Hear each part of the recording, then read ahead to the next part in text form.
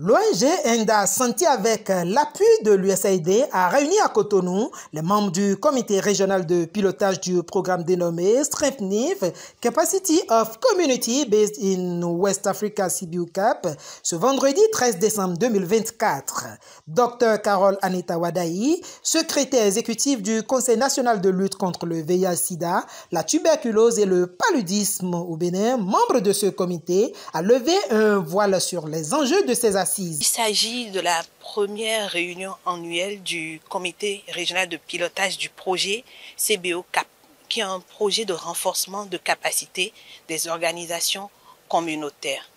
Et l'objectif de cette réunion, c'est de présenter les résultats de la première année de mise en œuvre du projet dans les différents pays, mais également de partager avec les participants les activités prévues pour l'an 2, la deuxième année de mise en œuvre, et de mettre en place le comité de pilotage régional. Au cours de cette séance, on aura à mettre en place déjà le comité régional de pilotage. On aura à faire des recommandations à l'endroit de Enda Santé, mais également des organisations bénéficiaires. Et on va planifier aussi la suite de la mise en œuvre. Selon Mamoudou Aliou Diallo, Chief of Party du CBUCAP, ce programme vise à renforcer les capacités des organisations communautaires de base pour la durabilité des interventions et des actions plus impactantes. L'objectif du projet, c'est renforcer la durabilité et accélérer la transition. On voulait renforcer et améliorer la capacité des organisations communautaires de base au niveau leur niveau organisationnel, mais aussi créer des cadres de partage, d'apprentissage, mais aussi de renforcer les organisations pour améliorer leur capacité de plaidoyer, mais aussi d'influencer les politiques plus inclusives et participatives,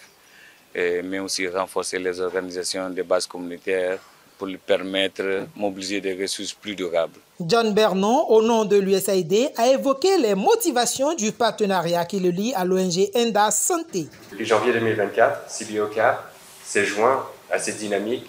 en devenant un partenaire de mise en œuvre régionale de l'USAID en Afrique de l'Ouest. Et ce projet, administré par le bureau régional de l'USAID basé au Ghana, et mise en œuvre par l'ONG sénégalaise Enda Santé, vous connaissez bien, bénéficie d'un financement global d'environ 5 milliards de francs CFA, 8,2 millions de dollars américains, sur 4 ans, dont 80% proviennent du PEPFAR. Comme vous le savez, ce programme couvre le Bénin, le Burkina Faso, le Sénégal et le Togo, et ce projet vise à renforcer prioritairement les capacités organisationnelles des partenaires locaux engagés dans la réponse au VIH, notamment en matière de planification, de gestion de programmatique et financière et des opérations. Et son objectif ultime est de catalyser leur croissance durable et leur permettre d'accéder directement à des financements du USAID et d'autres donateurs. Juliette Aberglou Akbali, coordonnatrice du secrétariat technique de la plateforme des organisations de la société civile de lutte contre le VIH-Sida et de la promotion de la santé et des droits humains au Togo, se réjouit de la mise en œuvre du programme CBUCAP. Aujourd'hui, les organisations communautaires veulent faire plus, mais souvent, nous n'arrivons pas à avoir la capacité de pouvoir mobiliser assez de ressources pour pouvoir arriver à mettre en œuvre les interventions aussi nobles que nous les ayons planifiées. Donc, ce projet qui vient renforcer les capacités des organisations va nous permettre de pouvoir être à même de répondre aux exigences des bailleurs comme l'USAID, le PEPFAR, le Fonds mondial et autres partenaires techniques et financiers afin de pouvoir contribuer de manière beaucoup plus efficace